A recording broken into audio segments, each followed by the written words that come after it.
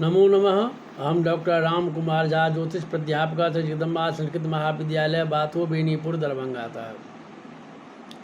रमल नवरत्नम शास्त्रीय प्रतिष्ठा द्वितीय खंड विषय बलाबल रत्नम। इसमें पिछली कक्षा में हम पढ़े थे, अब अगली कक्षा में पढ़ेंगे।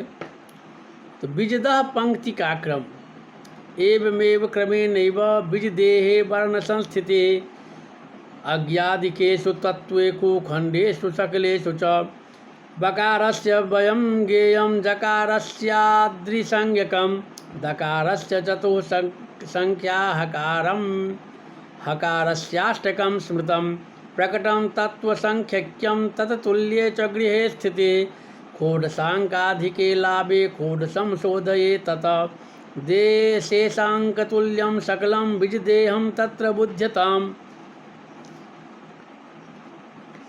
अर्थात इस प्रकार विजद पंक्ति में सकलों की स्थिति कहते हैं। अग्नि आदि चारों तत्वों में तथा सब सकलों में बकार की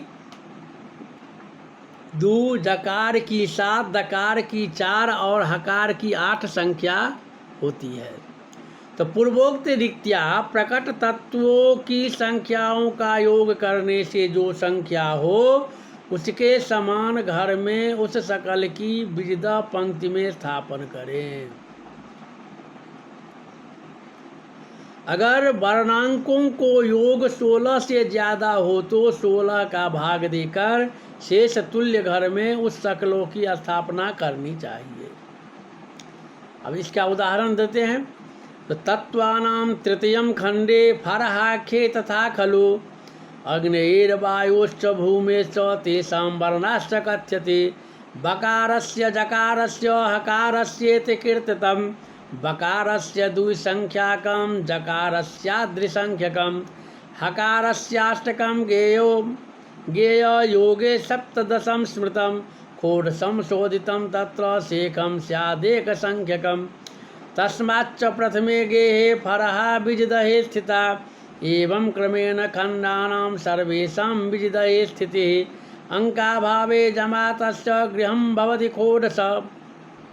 अर्थात फरहा सकल में अग्नि, वायु, भूमि ये 3 तत्व खुले हैं। उनके वर्ण बकार, जकार और हकार है। दकार की 2, जकार की 7 और हकार की 8 संख्या है। इनका योग 7, 2, 9, 8, 17 आते हैं। इसमें 16 घटाकर शेष 1 रहा। इसीलिए विजद पंक्ति क्रम में फरहा सकल की स्थिति प्रथम घर में हुई। इस तरह सब सकलों की स्थापना करनी चाहिए। जमात सकल में एक भी तत्व खुला नहीं है, इसलिए इसका 16वें घर में स्थापना करनी चाहिए।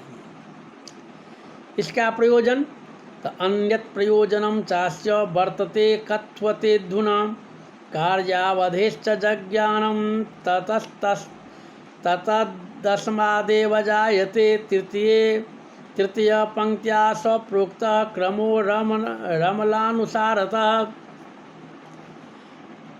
अर्थात कार्य की अवधि में ज्ञान करने में इनका प्रयोजन होता है।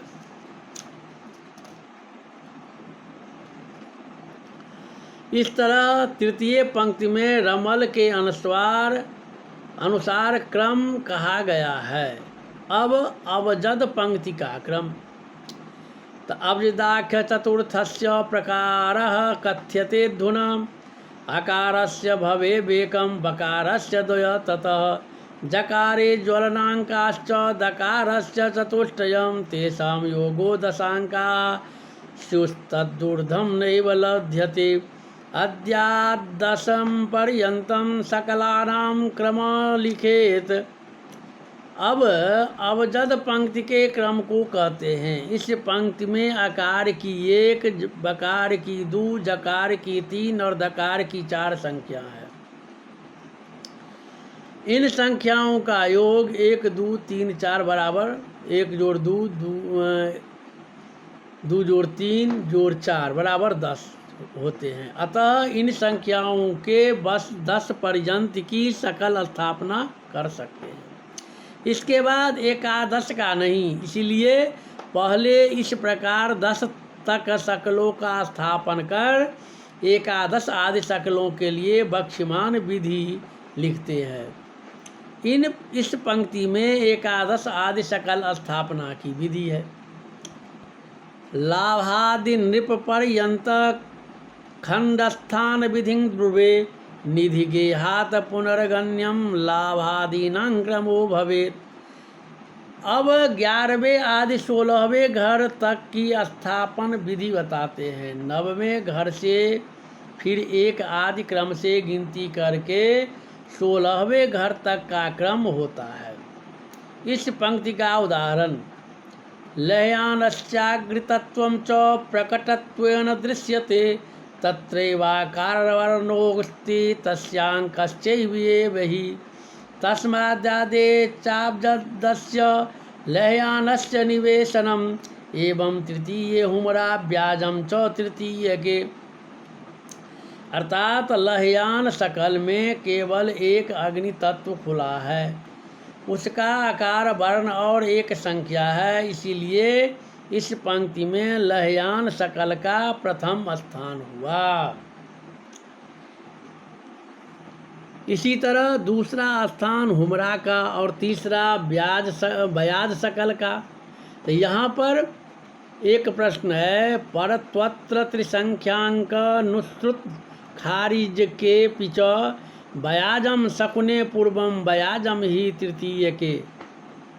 अर्थात यहाँ पर शंका होती है कि नुसृत खारिज के ऊपर के 2 तत्वों के खुले रहने के कारण संख्या योग 3 मिलते हैं,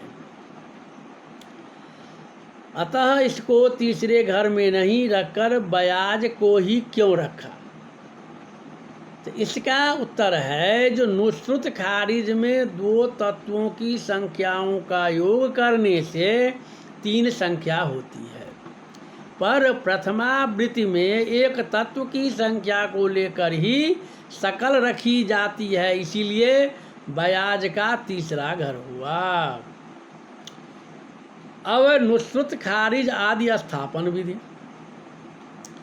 धृत नुसृत खारिजम नवमाच तृतीय के कब्जुल खारिज के अंकी से चतुसंख्या भवेत किल। अंक से शुद्ध भूतत्व तुर्ये चैव तथा विधम तस्मादंकी शकम तुर्ये बिंदो तद भूमि संज्ञके स्थापितम नवमात तुर्ये कब्जुल खारिजकम व्यये उकले जत्तमे पंच संख्याकम दृश्यते खलु पूर्वार्धे शकुनस्यापि उल्कास्थानं च विद्यते तस्मात् तत्पंचमके गेहे उल्काया स्थापना कृतम् इज्जत्माख्यम दलम यच्च शकुनस्योत्तरे स्थितं तदकं नवमादग्रे चावसानं त्रयोदशे तस्मात् त्रयोदशे गेहे इज्जत्माख्यम दलम धृतम।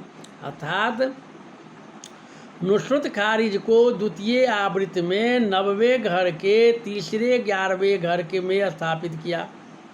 तो अंकीश शकल में केवल पृथ्वी तत्व खुला है, इसकी संख्या 4 होती है, इसीलिए अंकीश का प्रथम आवृत्ति के चौथे घर में स्थापन किया। कब्जुल खारिज में 2 तत्व खुले हैं, इनकी संख्याओं का योग 4 आता है, अतः इसको द्वितीय आवृत्ति में 9वें घर के से चौथे घर 12वें घर में स्थापित किया। उकला इज्जतमा इन दोनों में तत्वों की संख्या का योग 5 ही आता है, तो ये 2 तत्वों को योग से बने हैं। अबजद पंक्ति क्रम में इन दोनों शकलों में प्रथम स्थान किसका है, इसका विचार शकुन पंक्ति क्रम में पूर्वार्ध में उल्का है, अतः प्रथम घर से 5वें घर में उल्का का स्थापना हुआ, तथा शकुन पंक्ति क्रम में उत्तरार्ध में इज्जतमा है, इसलिए 9वें घर से 5वें 13वें घर में अर्थात 13वें घर में इज्जतमा का स्थान हुआ।